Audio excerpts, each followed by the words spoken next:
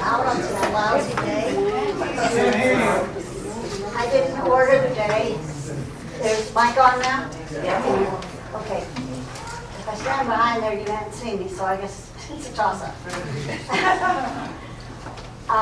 Barb asked me to make a couple of announcements. The annual meeting is on the 27th of this month. That's the last Sunday in the month. And your check needs to be in, or your reservation needs to be in by Tuesday the 15th, Infernal Tax Day. So if you can't get the check mailed in by then, at least please email Kitty Arnold. Her email address is in the directory, and let her know you'll be coming, and then send your check to Chuck Lehman. Yes? I have another announcement. Oh. Who's the lady that's in charge of, Clara, just said that after this lecture, she has cookies and punch upstairs on the first floor, a reception. Oh. And she wanted you all to come upstairs. What's she doing it for? I don't know. She has something special from the Valdez School because of the art show, but evidently she got leftover cookies and punch, so win the rich. And next month, our last speaker for this season will be Dr. Tim Maxwell from New Mexico, who'll be talking about Baquime, and that's Casas Grandes in Chihuahua. And if you look at the pictures, it's like, oh my goodness, isn't that Pueblo or Taos or something like that? Because it just looks like it belongs in New Mexico. So anyway, it will be the link, and we're looking forward to having him come, and look forward to having all of you there. And that one will be in Sharp. So we'll see you in Sharp next month. Now, we do have a special treat this afternoon that'll brighten up the day. I'm sure that when you're walking through the galleries upstairs on the 4th floor, those wonderful paintings in the Spanish colonial collection, you don't stop to think, gee, I wonder if it's always looked like this. These paintings were painted several hundred years ago. What may have happened to a painting between the time it was painted and when it finally got to the wall at the dam? And our speaker, Cynthia Lawrence, who is a fine art conservator and has worked on a number of our paintings, is going to be sharing the adventures of what happens. She holds her two BA degrees with honors from the University of California, Santa Barbara, one in sociology and one in communications. Her MA in art conservation with specialization in paintings is from Queen's University, Kingston, Ontario, Canada. She's also had coursework from the Universidad Complutense de Madrid, where she attended classes in the Prado Museum, and from Metro State and the University of Colorado, Denver. She has had a very distinguished career as a conservator, and so with no further ado, I give you Cindy Lawrence.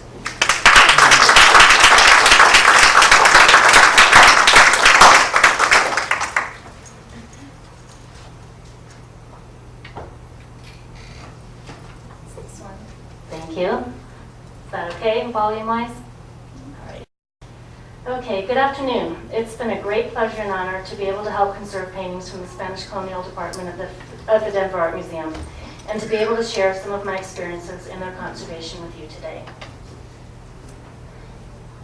The goal in conservation of a painting is to preserve its structural stability and aesthetic appearance, paying close attention to the artist's original intent for the painting and following the American Institute for Conservation's Code of Ethics and Guidelines for Practice. We attempt to stabilize active loss, damage, and deterioration, restore degraded, damaged, and lost portions of the artwork, and work to help preserve the painting in good condition for as long as possible into the future. Our professional expertise combines relevant knowledge of art history, fine art, and science. To better understand the artist's creative process and materials, and to aid in determining a course of conservation treatment, We study paintings using a variety of technical tools, including close examination, visible, raking, and ultraviolet light, and under high-power magnification with a stereobinocular microscope. This is ultraviolet light. I begin each conservation treatment with an aim to appreciate the painting as the artist had intended. This was grained into me. Yes? I was wondering if you could speak a little slower. Sure. My brain doesn't. Okay, I will try to do that. I'm sorry, I get really nervy and talk, so that's probably I'm speeding up too. Okay, no problem. The director of my conservation program, my graduate program, emphasized to us as students that we need to look at the paintings to appreciate them as art, the way you would, coming to the museum, come and look at the paintings. Because as conservators, our tendency is to run up to them and get our heads upside down and in a weird angle to the light and start looking at every little picky detail that we can. So the first thing I do is try to look at it from a normal viewing distance for that painting, trying to appreciate it as that artist had wanted me to. Sometimes not only is it an aesthetic image, it's also a devotional or instructional object. I then, of course, moved to putting my face a few inches away from the painting and looking at it with a critical conservator's eye. An enconchado. This is actually a process whereby abalone shell was embedded into a thick gesso layer and then painted upon. And that enconchado, or encrusted with the shell, is where it comes from. And this painting not only has the abalone, but the frame is encrusted as well, and was just beautiful and wonderful to work on. My experience with Spanish colonial paintings is that with great frequency, they are exceptionally rich in delightful imagery, small details, and complex compositions. It is these kinds of details that never cease to delight me when I set a painting out to begin work on it each day. These details, such as tiny animals tucked into the middle and background, are a part of why I love the work I do. The rich, complex scene of the massacre of the innocents, complete with gory detail and amazing facial expressions on each of the figures, is a small background detail on a painting of the rest of On the Flight into Egypt. Every one of the numerous fruit on the tree in the upper right was painted with a perfect curlicue, and there were many on the tree that's in this painting. And who cannot be charmed by the tilting castles on the crest or the oxen pair plowing the field that appear to have 2 heads and chests but 1 body and 5 legs?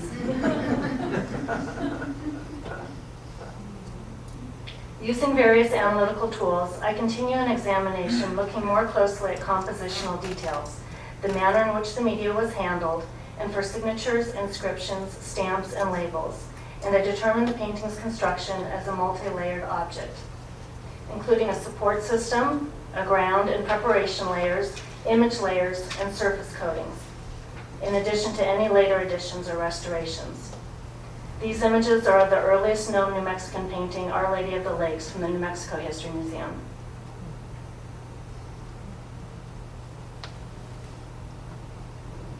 It is immensely helpful in conservation to work in close consultation with an art historian who can help provide a better understanding of a painting's attribution, date of execution, and historical relevance, as well as information relating to iconography and an artist's known working practices. Conservation scientists are consulted to contribute data regarding a painting's component materials, its construction or later changes to its structure, using simple or state-of-the-art analytical instrumentation. A detail from a portrait painting, this letter in the upper center of the slide here, actually the art historian involved, Valerie Taylor, told me that it actually spoke of the sitter, who he was, and as well as dates. So it actually gave information. It wasn't just any old letter or anonymous inscription on there. And Our Lady on the left side is Our Lady of Copacabana. I don't know about any of you, but I didn't know that Copacabana referred to anything other than the name of a nightclub in a Barry Manilow song until I saw that painting and was told the name by the curator.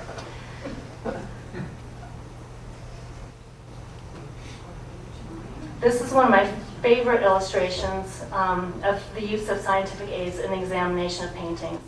Infrared reflectography illuminates here how Jan van Eyck drew Giovanni Arnolfini's hand in one position in a preparatory sketch on the painting, and then had a change of mind, or what we call a pentiment or pentimenti for plural, altering its position in the painted composition. And you can see it moves from left to right if we're looking at it this way.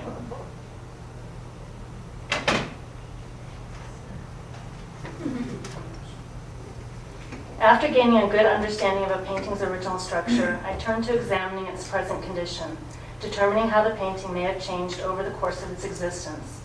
Changes in condition most often result from environmental conditions, including exposure to ambient and fluctuating relative humidity and temperature, to light, dirt, and pollutants, and to pests, as well as to years of handling or mishandling, as the case may be.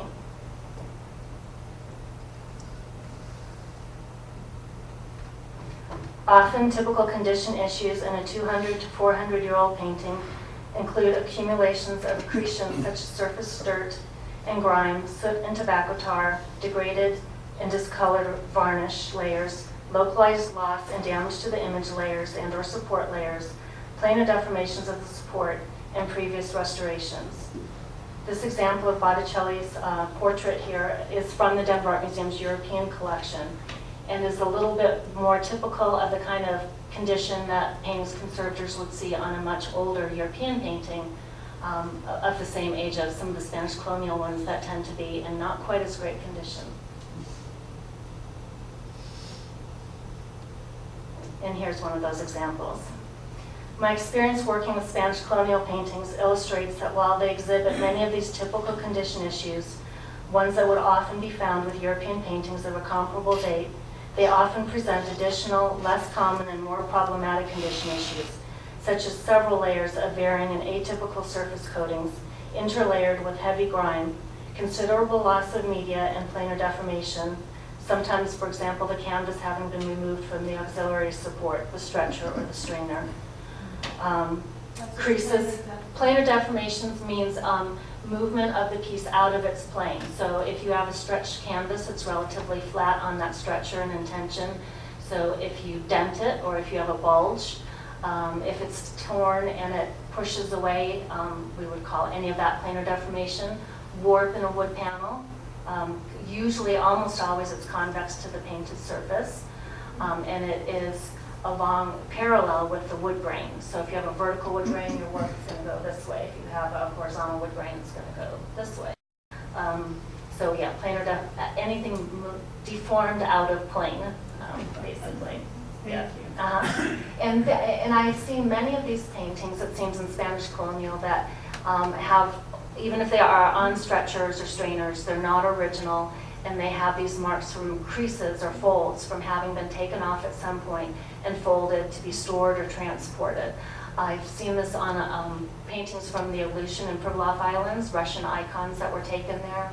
Although they seem to more often be rolled, then I've never seen indications of rolling of these. I don't know if it was common for the paintings to have moved from church to church or individual hands to another. And Donna could tell you more about that. I don't know. But it seems to be a not typical thing to see in European paintings, and yet you do often in the colonial paintings. And then you also see many restorations that appear to have been carried out by individuals that clearly lack any professional expertise and are not following AIC's standards of practice and codes of ethics. You can see, well, just even in the ground there, where it seems that somebody didn't even try to match in the wheat field the color or the stroke of the paint, mimicking the kind of horizontal bands of the fields. In the sky, where there's some really dark orange just to the right of the tallest tree, that I don't know if they decided they wanted it to be a sunset or sunrise, but that's not part of what was the original color. A light peach was, but not that dark orange. So we get a lot of that.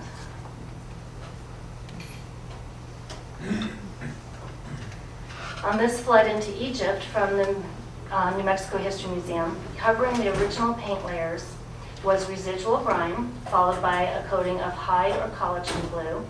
then a residual layer of an oil and tree resin varnish, next a varnish layer of polyvinyl acetate resin, and finally a wax layer that also accumulated grime into it, not to mention the retouching that it included. These images show details of the painting before, during, and after the cleaning process, with the during image at the point where the darkened and dirt-embedded wax layer had been removed and the removal of the polyvinyl acetate varnish layer had begun, which was accomplished by swelling it with a suitable solvent and then peeling it away. Much as you might have when you were a kid, spread Elmer's glue on the palm of your hand and let it dry, and then pretended it was fake skin and tried to peel away as big a layer as possible to freak out your mother or creep out your little siblings. So I was trying to get as big a pieces as possible rather than do little millimeter at a time pieces, but it came up both ways. And that's what polyvinyl acetate, not all polyvinyl acetate is Elmer's, of course, but Elmer's glue does use a polyvinyl acetate resin for that glue, and it does have similar not beautiful properties. And here you can see what must have once been a lovely red piece of corduroy fabric that got pressed into service as a patch for this gapping tear on this painting of the Visitation of the Virgin from a church in Belen, and this is also going to be in the New Mexico History Museum's exhibit, Painting the Divine. It doesn't look very red now because it had many, many years of exposure to light and degradation, but you could still see the corduroy ridges in it when you looked at it closely. So, always charming things. And then there was one of my most favorite discoveries of all time, a first in my relatively long, plus 25-year conservation career, an auxiliary support of pegboard. Yes, like what you would use to hang your tools from. And it was actually on more than a couple paintings from the New Mexico History Museum that I treated there. Clearly, while this earns creative or points for creative use of the material, it's not particularly sympathetic to the painting, nor obviously original historical piece. Assessing these kinds of alterations to a painting's original structure or appearance and the effects they may have induced, reversible or irreversible, are an important part in determining an appropriate course of conservation treatment.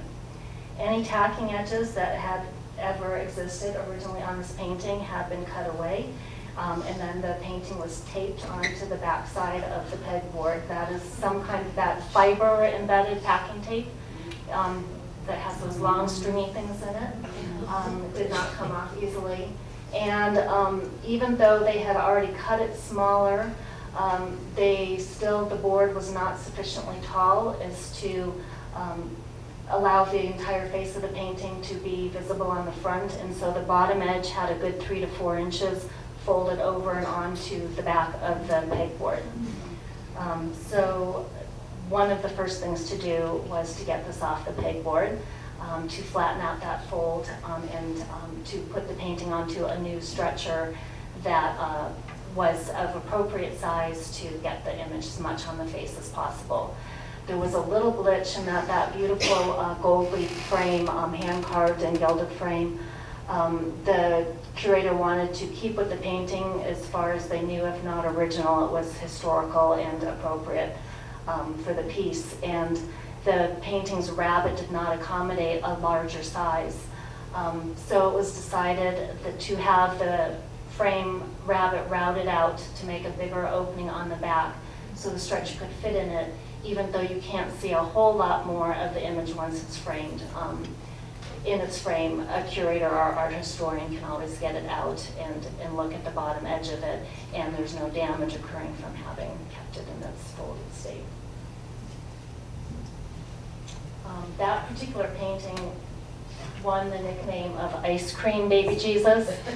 Ice cream cone. Some people thought it looked like a microphone for karaoke. The image on the left, the before, actually looks better than what it had.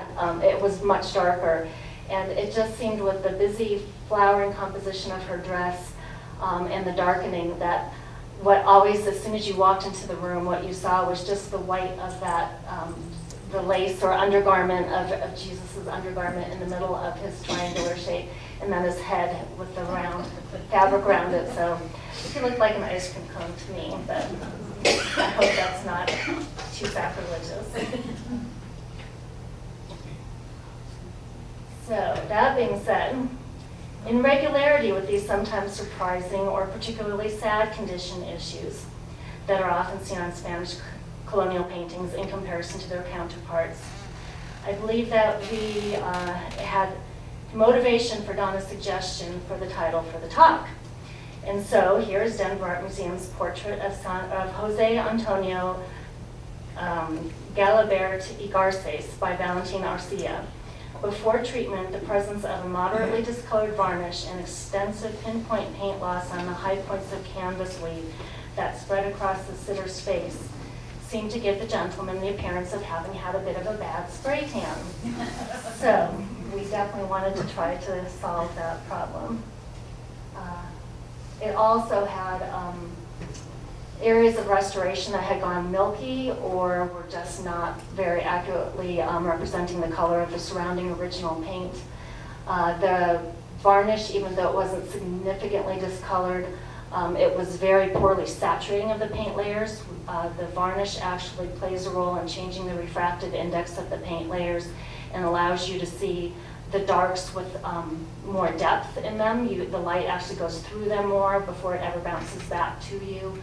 And it allows you to, it gives depth to the painting compositionally, but it also allows you to see very subtle gradations in tonal shifts and modeling, brushwork sometimes, that when it looks more like a plastic milky layer across the surface, and it's a large molecule like some of the more modern varnishes that were put at times on paintings, it doesn't do that saturating. And it's a really relatively independent to gloss. Sometimes people think if you have a good varnish, that means it has to be highly glossy surface, and it doesn't. The saturation we can mimic, as was done here, with a low molecule varnish, low size molecule varnish. That is a synthetic, but it's much more, it behaves much more like something like a Damar or a natural resin, tree resin varnish. And when it's saturated, like I said, it really brings a lot of paintings to life that otherwise, in addition to grime and discolored varnishes, can really kind of make you lose a lot of the surface detail on the painting. So this painting was cleaned. The structural repairs were stable, and so it was determined there was no reason to have to remove them. So it was just cleaned as much as possible of grime. The varnish was reduced significantly, but probably not all the way. The restorations were removed where they were not very well done, and then it was revarnished using the low molecular weight varnish, and filled, deep glosses filled and textured, and then in-painted. And there's the after treatment. And I think that it's hard with the slides, but I think you can see a little bit of the red drapery, the green background, and the black jacket really changed with that change in saturation beyond any of the in-painting issues. So. And maybe he appears a little bit less tan. Or evenly tanned anyways. Let's see. This painting is the Denver Art Museum's St. Dominic in Repose by Gregorio Vasquez. Its support of wood panel is relatively commonly seen in older easel paintings. However, its surprise was this exceptionally large group of battens and cleats that had been added to its very diminutive size of only about 8 inches by 10 inches. This is a later addition. You might have heard of things like cradles on the backs of wood panels. All manner of things have been done, including having been dipped in wax vats to try to get wood panels to not warp. Generally, none of them function very well. But maybe if you make the cleat system about 2 inches deep compared to the 1/4 inch thick wood panel, and the panel's only 8 by 10, it seems it might have been sufficient to actually hold it into place. We don't like to see this, and we don't do this anymore, but restorers over time, like I said, have added many things, and including shaving down backs of panels, thinning them. It's just amazing. Sometimes what we think we can do to overcome nature, and generally speaking, the best thing we can do is control the environment. If we control the fluctuations in humidity, mostly temperature to some degree too, then we don't have that movement, and that's obviously a much less invasive way to treat warpage than putting something like that on a painting, because they really were about 2 inches deep. They're huge. So this painting clearly exhibited both structural and aesthetic condition issues prior to its treatment, including a considerable accumulation of grime and accretions and significantly discolored varnish layers, old splits and wide cracks in the wood panel with moderate corresponding paint loss, and a small degree of unstable cleaving paint and ground. For the most part, the movement in the panel had already occurred and it was secured in place with those battens, but there were a few areas where it appeared that there had been some movement in the wood since the last restoration, and paint had started to lift away and was at risk of losing more paint along those edges. Again, the kind of heavy grime and accretions, the red ground is very common in Spanish colonial paintings, whereas we more often see lead, white, and oil in a lot of European paintings. Spanish, you see the red more, Italian a little bit, but for the most part, European, the cream or gray colors are more common, and the Spanish colonial very frequently have this red ground layer that you can kind of see in those cracks. Let's see, dirt, grime, and accretions were removed with aqueous solutions. I've got another slide for that. And then this acrylic varnish layer that this one had on it was actually able to be sheared away using a scalpel. It was actually a much less complicated, less scary treatment to do than using solvent. As much as a lot of people think, oh, you just take a Q-tip or worse, a rag, and wipe off the painting and it's clean. After my many years cleaning a painting of varnish, using solvents on a paint surface is still the scariest thing. It's the one that you test and test and test and look under the microscope back and forth to be sure that the solvent selection you use is not going to harm in any way that paint surface, not even swell it, hopefully not even change its surface conformation, as well as obviously not remove any paint. And even when you've tested a lot, one color may respond differently than another, or even the same color, it looks identical to a color 2 inches away, one becomes sensitive and the other one's not. So I actually learned from a conservator at Detroit Institute of Arts the Italian process of having a swab in one hand and a scalpel in the other and shearing it under a microscope. And I actually really enjoy doing that, so it was fun to be able to do that. They're not very often that the varnishes will come up that way, but when the varnish has the combination of weak adhesion and a more brittle nature, sometimes, like I said, it actually works better than trying to resolubilize them with solvent. So let's see, cleaned it, and then we filled the losses, deep losses, and in painted, and there you have it. He's looking pretty beautiful. And I don't know if he's in the gallery right now. I think he has been at times. Yes. Yeah, and that's another situation where saturating varnish made all the difference in the world. That acrylic varnish did look like a plastic layer on the surface, and it was not saturating. So if you do go look at this in the gallery, those dark browns and greens just are amazingly rich and deep. You know, what Sir Joshua Reynolds would have been trying to copy when he was trying to get that old master layers of translucent glazes. Which partly, by the way, is an effect of time. Reynolds could never get it all the way because it wasn't just what the Italian Renaissance masters had done, but over time, oil paint's refractive index changes and it causes the paint to become more transparent. So it's a wonderful phenomenon which sometimes also allows us to see underpainting layers more readily on a painting 100 or 200 years later than when the painting was first created. And I always remember one of the best examples is in El Greco. Saint Sebastian is the one that's all contorted with the arrows, right? That's at the Met. and he's looking as amazingly in the very simple one-figure composition that El Greco could do. And yet you can kind of see what look like sort of squiggly worms in the sky above him.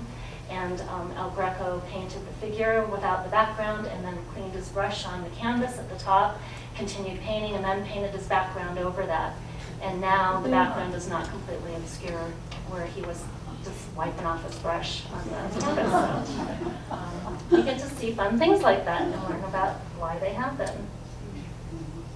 So another Gregorio Vasquez. This is of St. Thomas Aquinas. This was presented. This presents several condition issues, including overall structural instability and very poor aesthetic condition, rendering the painting unexhibitable. This being said, a major part of its charm that the painting holds for me is its subject matter. My mom is Catholic and tried to do a very good job raising me as a Catholic, and I've worked on religious paintings and old paintings for years and years, and yet I was not familiar with the subject matter. And I don't know if any of you are, but it just charms the heck out of me that this is of St. Thomas Aquinas, who wanted to become a Dominican. I thought his rote belt looked a little bit Franciscan, but he didn't have the lovely little hairdo with the bald spot in the middle, or the fur garments or anything. So I really didn't know what was going on. So I asked Michael Brown more about the subject, and he said that St. Thomas had wished to become a Dominican, and his father, a wealthy businessman, was opposed to this. And so he first tried locking St. Thomas up in a tower in isolation, thinking that that would dissuade him. And when that wasn't enough, he then sent him a prostitute to tempt him and try to get him to commit the sin against purity. And St. Thomas was so resolute in his Catholicism that he came at her with a stick of burning wood from the fire and chased her away, and you can see her escaping, fleeing out the door of the castle in which he was locked. And to reward him for his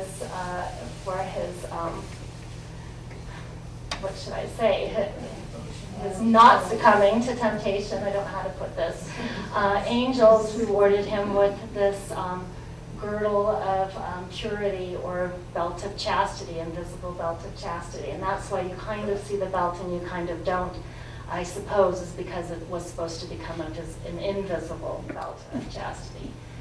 And again, I don't know about you, but even though my mother's Catholic, I grew up in the 1960s and 70s in the San Francisco Bay Area, and this still cracks me up every time I hear the story. So, conservative, it's cute though. So, I love the stories of the Spanish colonial paintings. That's again another thing that just brings me lots of joy in my work. So the painting was executed in oil paint on a support system that comprised of laid paper adhered to a wood panel. It is not completely uncommon or unprecedented to see a layer of paper or fabric adhered on a wood panel underneath image layers. Sometimes even the paper canvas is embedded in the gesso ground. I think sometimes an artist's attempt might have been to get rid of the texture of the wood panel more quickly than adding layers and layers of gesso, going from grosso to sottile. I think that sometimes it might have been to have a different working property. Sometimes, as in this case, there is no ground layer, and it might have served in a way the purpose of a ground layer. So this is how, as far as I understood, it was put together. It was quite clear that this paper layer is there when you look under magnification. In addition, there are art historical records that the curator told me, indicating that some colonial artists with larger workshops would give apprentices engraved prints to paint upon as technical practice, or to use as references for the biblical stories that they were meant to compose. And sometimes these painted prints might have even become adhered to wood panels and sold as panels, maybe for lesser money, because they were workshop done and not the artist's hand. But we do see these.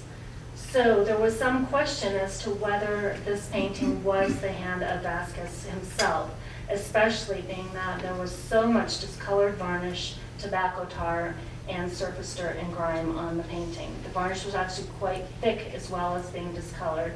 And the thicker you have it, even if it's the same amount of discoloration per square millimeter, it's more every time you build up that layer. So the detail was very obscured and it was very difficult to tell. The wood panel had split into two pieces quite some time ago, sufficiently long ago that each of the two sides had further warped and torqued or twisted separately from each other. On top of what had once been a very bowed, that kind of surface we talked about, one even radial kind of bow convex to that painted surface. The two pieces were held together with a fabric tape of a sort extending along the entire split and embedded in a band of thick and brittle adhesive. A later addition included strips of masking tape running perpendicular to the split. We see masking tape a lot, sadly, in paintings conservation, not just Spanish colonial.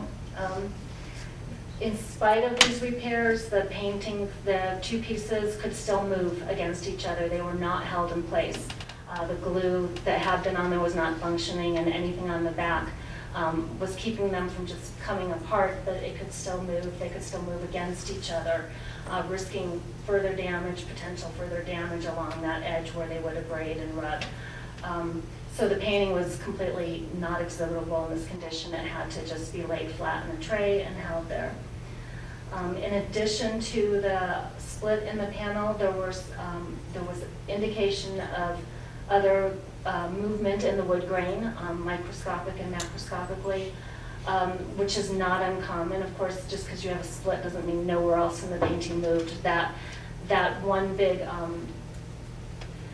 middle point of a bow, of a warp, is the weakest point, and the piece wants to relieve tension eventually, and that difference of a small side on the back and a large side on the front will eventually cause failure of that tension, which becomes the split in the panel. But it all is set up because of the differences of early and late wood grain, all kinds of things about wood structure. And so a lot of the wood appeared to have moved as well. Movement of a support, canvas or wood, is what causes what we call mechanical cracks. What you often see are those age cracks in paintings, almost exclusively because the support can move. The wood or the canvas often is hygroscopic and flexible, and it moves. The paint layers become brittle over time, and they can't move because they're so rigid, and so they just break, and they lose their tension by breaking there first. So this painting had almost no typical age cracks of a painting on wood panel. And the pattern, you might notice when you look up close at some of the paintings in the gallery, the pattern of cracks in a painting on wood are different than a painting on canvas. They relate very much to the support. So this had almost no cracks, which is because of that paper layer. But what did happen when the wood moved is the paper, where it wasn't well adhered, the paste that it was probably adhered down with, it failed and caused the paper to be able to delaminate from that wood and cause these little pockets or bubbles of delamination where the paper had risen away and bumped away from the wood surface. So that was a structural issue as well. And though some of them were so high for the size of the bubble that they were putting a lot of stress on the paint and varnish, and we were getting cracks and flaking in those particular areas as well. And then there's, like I said, just the dirt and grime and discolored varnish layers as well. So conservation of the painting involved keeping the panel still. Another one. Using shaped sandbags, really low tech on the back side, but you can fill them as much or little as you want and keep adding them to follow the curve, and some foam over the top of that as well. But there was a shaped support to hold it into plane as best as possible, so that we could stabilize any flaking paint along the edges first, and then manipulate with moisture, humidity, with moisture, heat, and pressure, those little bubbles, and using a syringe with a very fine needle, injected adhesive into the bubbles, and then laid those little bubbles of paper back down onto the wood as much as possible. Some cases they were so deformed it couldn't go down all the way, but they were relaxed and laid down as much as possible. Then the painting surface was carefully cleaned of grime and accretions, and the discolored varnish layers were reduced. The painting was then placed face down with a revised support system, more or less in the reverse, higher on the outside edges and less in the middle, so that the join could be dealt with. And the tape was removed, the masking tape, the fabric tape type strap was removed, a residual adhesive was removed mechanically with scalpels, a little bit of moisture because it was a high glue, collagen glue type material. Any other grime was then removed, and then using a relatively quick drying, stable, not water-based adhesive, the panel was rejoined just at the edges where it normally would have been joined, put together, with no extra battens or no extra structure on the back of it. Some people still like to use collagen glues for wood repair, and I think in furniture it's still widely used. In paintings, we always worry about introducing new moisture back into this panel beyond what is ambient humidity from gallery conditions. So we like to have paintings that ideally around 50% humidity in Denver. If we can keep it at 30-35, as long as it's stable, that's still good. But if we suddenly put water on a panel, it could move again. So to me, it was important to use a synthetic resin that has been used a lot with wood as well. Relatively strong, but not as strong as wood itself. So if this panel really has to keep warping one day because it's not in a good environment, it will split again at the same join rather than in a new place and causing new and further damage. So that's part of preservation that we think about, is whatever we do, we don't only want it to look good or repair old damages, but we want to make sure that it's not so strong that it's going to cause problems for the structure that might already be weak or degraded in the future. So after adhering that and basically holding it there until it dried, and then laying it on a support again, shaped support, so that it could have some more drying time in case the solvent wasn't completely gone. It was left for I think about a week or so. And then a shaped foam support was made for the back of it.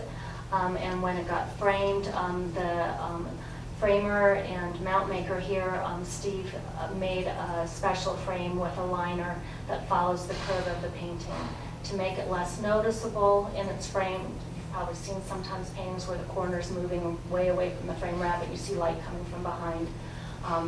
Aesthetically didn't want that, but also if you have that shape, it gives it much more support without having to actually use much pressure to hold the painting into the frame again. And that makes me think of, it's not part of this talk, but please don't nail paintings into frames. That's how they were typically done for years and years and years, and every time you do that, even if the nail doesn't go through the painting itself, it causes all that jarring and vibration, and you can often get paint loss. And what we use now are just little offset clips that will hold with pressure. And we never put something into, like nothing was put into the back of this panel. It was just held with pressure. So that's kind of important. So this painting was cleaned. Obviously, there were a lot of issues with that.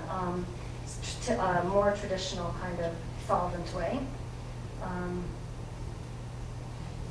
And there's the after.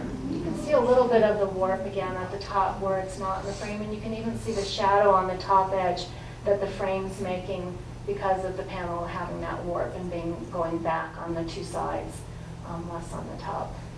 And the join is not perfect. If you look at this in the gallery and go, she didn't get that lined up quite right. The way they had twisted separate from each other, there was no way to get that joint completely together. So the idea was, again, to make the least stressful position for the panel as possible, given that it wasn't perfect aesthetics. So let's see.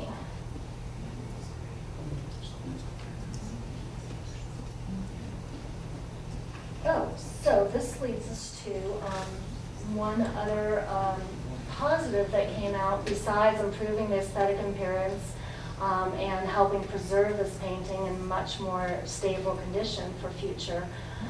It did, for the wonderful stories that I get from the curators and information, I felt I could give a little bit of payback because after all the cleaning, it was definitely confirmed that this painting is attributed to the hand of Gregorio Vasquez and not to a workshop painter. There was no ink found anywhere on the paper itself, not of drawing or of print material, and Michael had said that clearly looking at the brushstroke and everything that was Vasquez's hand himself and not just a trainee. So that was a nice success. And we have the beautiful St. Michael and the Bull by Sebastian Lopez de Arteaga. This painting was brought to conservation because of local flaking and exposed white ground that was noted in a line, kind of an arced line along the top edge, a little bit in the bottom corner, bottom left corner. It was not huge, but it seemed unstable, and we were losing paint. And the painting was impending, possibly going for loan, so travel and loan. And at any time something travels, you want to be extra sure that it is stable. It's getting handled more, as well as changing climates and then the vibration of transit, that kind of thing. So that is why it came in. So the restorations, there was good news and bad news upon further examination in the lab. And the good news was that the flaking that had been seen in the gallery was only of restoration. It did not affect the original paint. We were not losing any more original paint than what had happened a long, long time ago, long before it came into Denver's collection. The bad news was that the repairs, it was because the paint had been lined, and then there were insets of canvas that had been put attached to the lining. You can see those light edges along the top, especially, that had been glued onto the lining canvas and came up just to the edge of the original canvas where it had been cut. And I don't know with that arc if it was an architectural setting at one point with the arch, or why, and I don't think Donna ever determined for sure either why it had that odd shape, but it did, and the fabric inserts came right up to the edge. But the painting that was on those corners, if we go back, of the wings, for example, and the feather and St. Michael's helmet, that yellow one especially, and a little bit of the blue and white, it extended well onto the original painting. Was covering what we call overpaint. It was covering good original paint. In addition to that, the varnish layer was somewhat discolored. And then there were also broad patches and areas of old pinpoint flake loss on the high points of the canvas weave, and areas where the painting had creased or been abraded, and there was paint loss relating to that. And those paint losses, while they weren't giant like the one at the top, they were definitely disruptive to the composition, like coming across the legs or the arm or in his face. St. Michael's hair had a kind of odd look. It had been over-cleaned, probably, revealing the red underpaint in areas so that the brown glazes were not there, and yet the little bright light highlights that you see kind of dappled in his hair, in this detail you can see them, just looked kind of odd. And definitely once we got into conservation, Donna wanted that addressed as well. But I wanted to remove the retouching because of, like I said, it would expose much more good original paint and see how much we had, because we really didn't even know how far the original went at that point.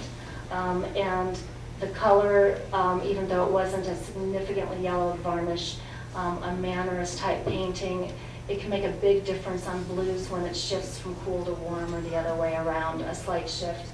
You know, you can get a periwinkle turning turquoise, that it makes a big difference. So my recommendation was to take the inserts off, make sure they weren't causing any problem to the original, and then just fill the losses over the lining canvas, keeping the lining, not doing a major treatment, but doing enough that did take off the inserts and the restorations and cleaned it, removed the varnish layers, and then went back to just let's get a good varnish on it and in paint back what we need to make this painting read appropriately for what the artist had intended. That shows the after, and you can see the wing is different. The yellow feather in St. Michael's helmet is much different. It had a very odd curl on it that didn't make any sense, and after looking at what remained of it and researching as much as possible other paintings of the same image, other paintings by related artists, what that feather might have done, that's what we came up with. The bishop's crozier changed somewhat from what it was in that one. Also, I'm trying to think what was, well, the wing a little bit, the line of the wing. Oh, and then the bishop's cloak. This is another situation where curators can give you wonderful information. It was kind of just a vague smear of retouching in that bottom left corner, and it was not totally clear what should happen once that fold in the cloak or coat fell past the bishop's arm, right arm. And Donna, being aware of this garment, said it would be very stiff and very heavy, and it wouldn't have made this kind of scooping arc like a typical fabric drapery would.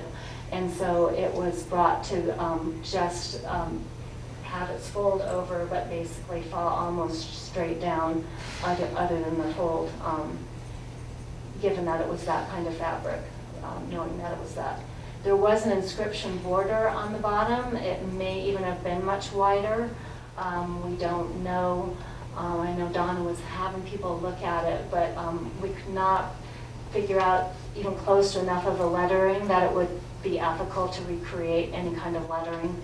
So only the losses that were all the way through to the canvas were filled and just toned with the underpaint layer, but that area was not reintegrated. Some of the really fun things that became visible or also had a little bit of question of how to determine what was going on. One of the visible things was the signature under St. Michael's feet that was almost invisible before, with just abrasion and grime and darkened varnish, and just removing the discoloration and dotting in the background cloud enough, it became much more visible. Your eye didn't go to all the damage of the abrasion and loss in the cloud itself. The bishop's left thumb had a change of position. You can see a little bit, kind of obscured in the cloud, where it went back more, and then he painted over it and changed it so it's more this way. But you can see remnants of what was the artist's first positioning of the thumb and then his change. So that is all original. And while we didn't want it to look like he had two thumbs, there was a little bit of in-painting done, but yet we didn't want to completely hide it, because pentiment is a wonderful thing to see in paintings, and like we said, natural in the course of aging when paints become more transparent in time.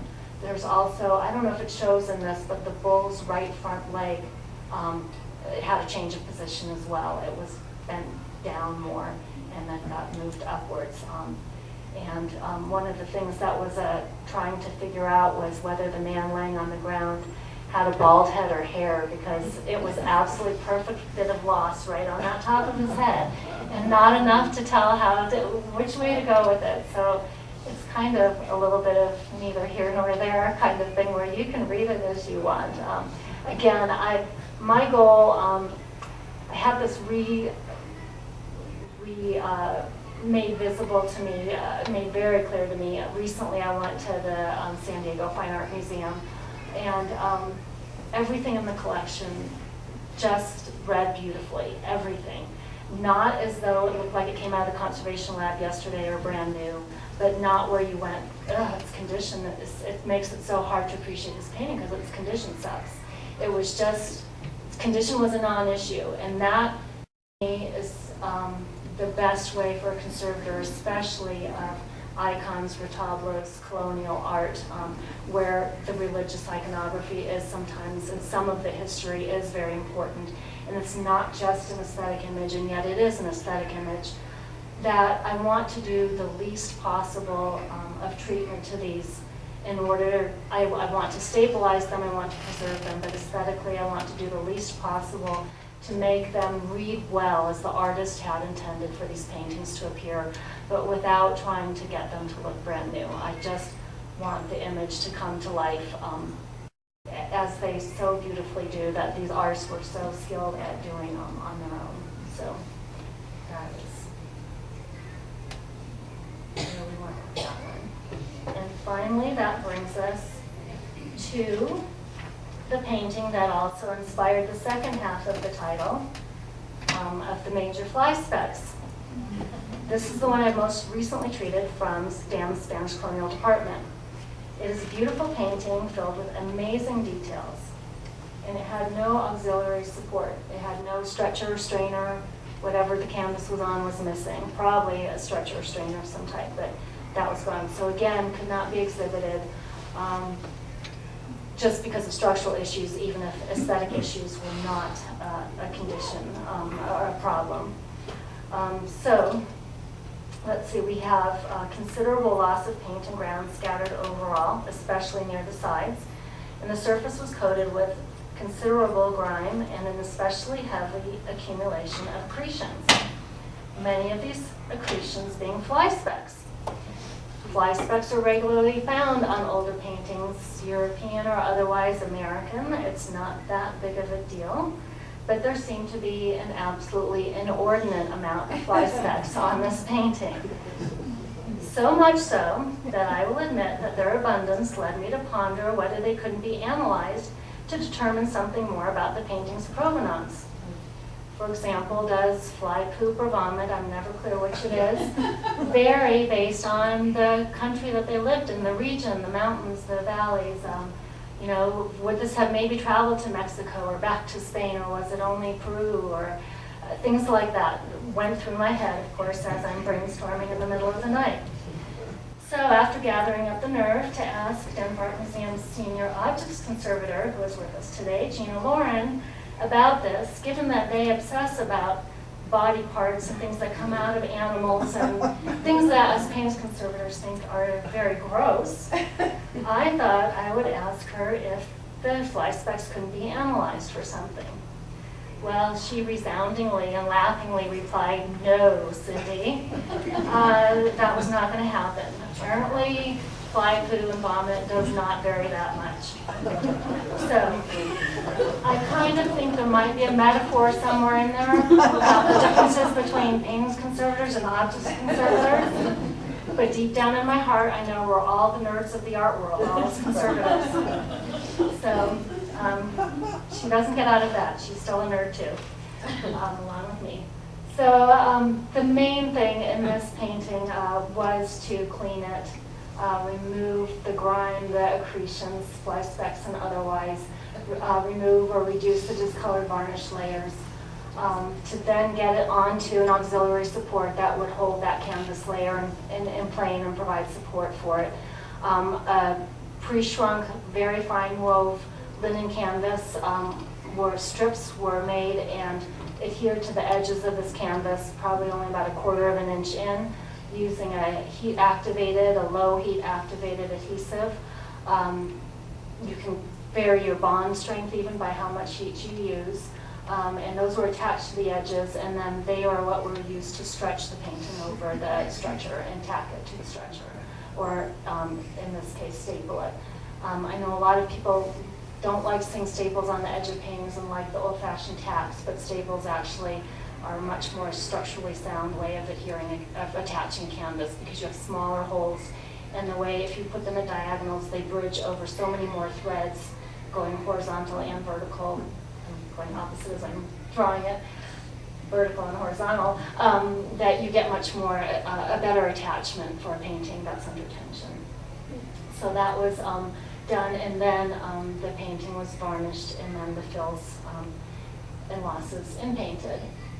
And it's just, to me, it's one of the most phenomenal paintings. I just love this thing. Those little angels' faces, and baby Jesus is the prettiest of all of them, even better than the angels. The flowers, the birds, the trees, everything, the drapery, the fabric, Mary's clothing.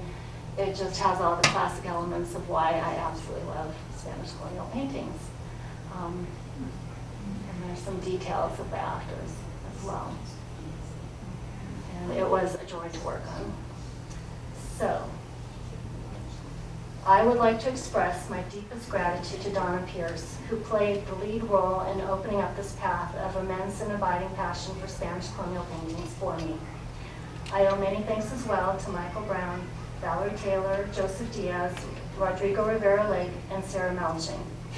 And a very special thank you goes out to Carl Patterson, who not only gave me my start in the field of conservation, but showed me how to never stop finding wonder and joy in the work we do and in the artwork that we treat.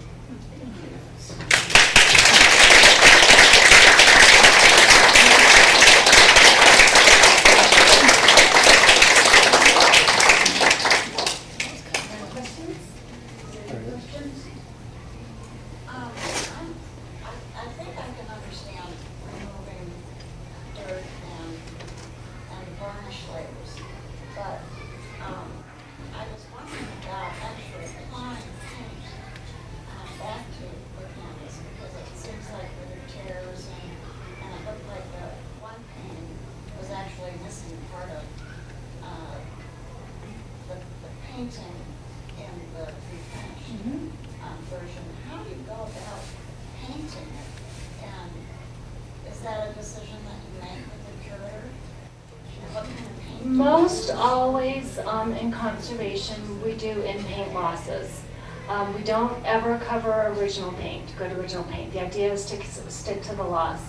There are practices, one called Forteggio, for example, that was used commonly in Italy, where you paint the loss with little fine lines of varying color that none match what the original paint looked like. But when you stand back, much like in an impressionist painting, they blend to your eye and it doesn't distract from the image. It works very well on large mural paintings. It really doesn't, it still distracts if you're looking at a painting from 3 feet away, if it's a small painting with a lot of detail that you'd want to see up close. On top of that, most American curators, art historians, conservators, Americans in general have historically wanted what my old director would call deceptive retouching, where you don't see it. Not that we're trying to hide that there's no loss. What we use is stable, reversible. It shows up in ultraviolet light. It's not the same as forging or making believe. It's not getting an art dealer to think that they can sell a painting as though it had never been torn or missing elements, and yet it did. But ethically, yes, you can paint in that loss. And it is definitely done, though, in consultation with a curator. If there is no curator, if it's your grandma's painting and you bring it to me, you get to act as the curator. Because ultimately, I have a code of ethics as a conservator I need to follow, but there are aesthetic choices that don't really reflect the ethics. There's leeway there. There are things I have to do structurally, whatever, by my code of ethics. But you can say, I just tone it, just if it were in that little red drapery, just tone some red, that's all I care about, and that would be okay. Most of us, though, would like to see the painting as the artist had intended. That's where we're trying to go after the artist's intent for the painting, the integrity of the painting itself. And I'm trying to only put in what I think was missing. So if there's so much gone that it's very hard to tell what was there, I might just tone. If it's pretty clear, even if it's a side of an angel's face or something, but you've got 3 other angels in that painting to look at, and you can see how that artist had modeled the paint and get an idea of the shape of the way they did their noses or jawline or whatever, I would paint it back in. And like I said, it's all documented, in writing and in photographs. It's very clear what was done, and you do have photographs of before the in-painting was done. But generally, yeah, part of the joy is in presenting the painting back to the curator, to the client, and them not being able to even remember where the loss was or the damage, so that it is as much that artist's painting, really. I want my work to be hidden. I don't want you to think, oh, look, she repaired that area. I don't want, and we are not allowed to ever make it look better. I was once working with a conservator where I started out at the regional center, and we went to a client's house, a rather nouveau riche client, who had a 17th century Dutch painting, a Mandonier, I don't remember, but a classic, the canal scene with the snow. And at the edge of the road, the snowy road going over the bridge of the canal, was the dirty, filthy, clumpy snow that gets on the side of the road after it's sat for a while.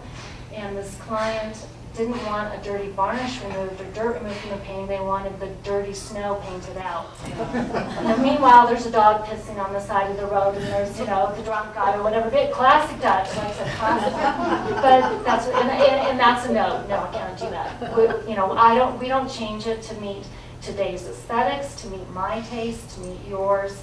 And sometimes it's very hard to not want to try to make Mary look a little prettier or something like, but that's not what we do. We try to do just with the artist. And my experience, I grew up with an artist mother, a painter, and I always painted little teeny tiny tight realism, whole paintings of landscapes this big with animals in them and card frames.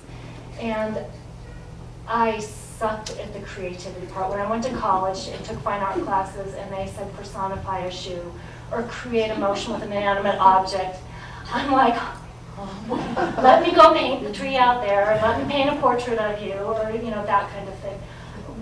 We have to be good at being copyists. You have to try to copy Monet's technique when you're painting on a Monet, and Rembrandt's when you're painting on a Rembrandt. And Joe Blow that painted the duck flying like this in the sky, that's what that painting was. So yeah. Does that answer? And the red grounds that were used by the Spanish colonial painters, what pigments were they using to get the red? Usually iron oxide red. There are now red paints in the image. We've had some testing done of some of the paintings, including St. Michael and the Bull. And Donna could tell you more, but Coach Neal is definitely in some of the paints, as well as the more classic vermilions, cinnabars, that kind of thing.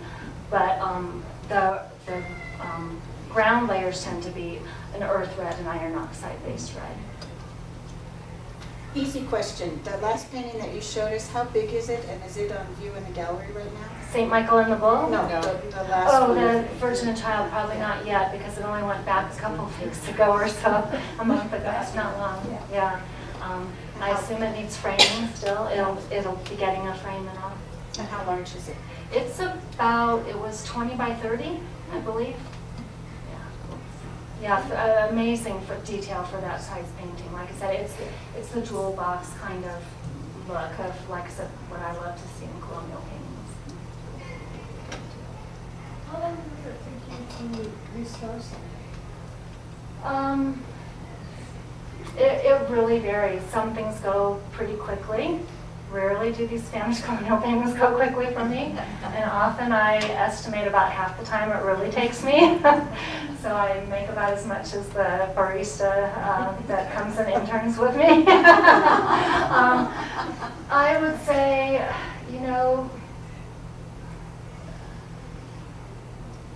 anywhere from about 20 to 80 hours would be kind of a ballpark. I mean, there are 5-hour paintings conservation treatments, but generally paintings go longer than objects or paper, generally not as long as textiles. The silk banner that somebody works on for 2 or 3 years. We tend to move things in and out of the studio every few months. So I have a painting maybe for a couple months, maybe 6 months if it's long, and that's of course not considered working on it every day. Some of those things, like doing the scalpel under the microscope, I might do 2 or 3 hours and then put it away and go do something else because it's too much. One more and then About 4 or 5 paintings earlier, we got one that had the large gold framer on it. It looked yeah. as if the clean portion on the left was the one in the gold frame. Was that an after? No, that was the before. Okay. Yeah. Because It looked dirtier, I hope so. Yeah, To yeah. look a little more like. No, Okay. and we would not ever do that, yeah. No antiquing. In fact, some paintings did receive by the artist a tinted varnish, and then we could, even if it discolors over time, varnishes were generally intended by the artist. They knew they served an aesthetic purpose, but they were unstable, they would degrade, and they would need to be taken off and revarnished. And that's been well known with artists for centuries and centuries. But if they tinted their varnish, we would not remove that varnish because there's no way to, it's the artist's image layer, and we can't remove that without altering it in a way that we don't know how it should go back. So we don't do that. But it is fine to remove clear varnishes. It is not like furniture at the Antiques Roadshow when they say the patina makes it worth more. Don't ever think, a properly conserved painting is worth more than one in poor condition or with a very darkened varnish on it. Well, thank you so much.